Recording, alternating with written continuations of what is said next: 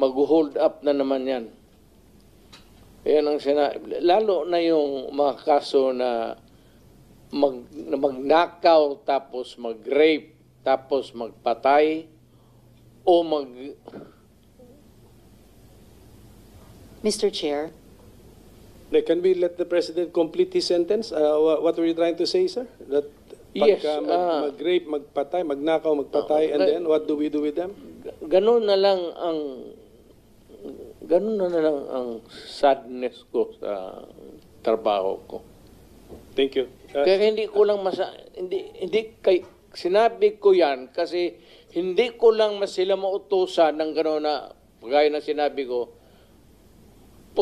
nag-rape ng bata, yung pinatay, patayin mo. Hindi ko mautusan itong mga to. Sabi ko, karamihan sila mayor, hindi maniwala yan ganon. Sabi man, sir, mahirap yan. Kulungin na lang natin, sir. Walang dumaan yan sila sa...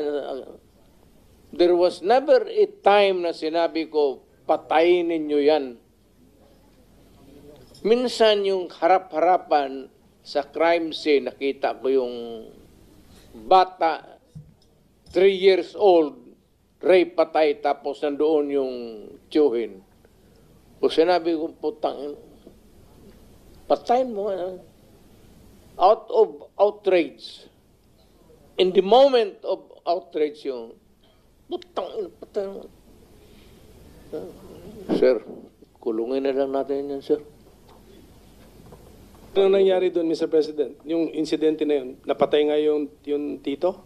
Pinatay? Hindi. Hindi. Mr. Chair. Yes, Senator Risa. Alam ko po na matatalino mga taga-Philippine Military Academy. Hindi po yan ang issue. Ang kinaklarify ko po ay kanina sinabi nyo na in-encourage nyo ang PNP na i-encourage yung suspect na lumaban. Yes. Para mapatay, para masabing nanlaban. Correct.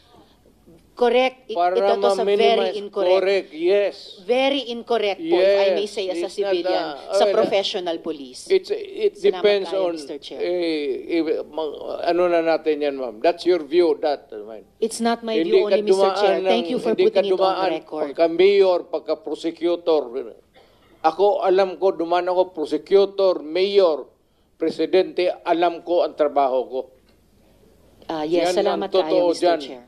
Hindi ka nagdala ng syudad eh. You never Totoo had po, a Mr. chance Chair. to solve the problem of a community. Thank you, Mr. President. Thank you for Senator putting it on record. Tayo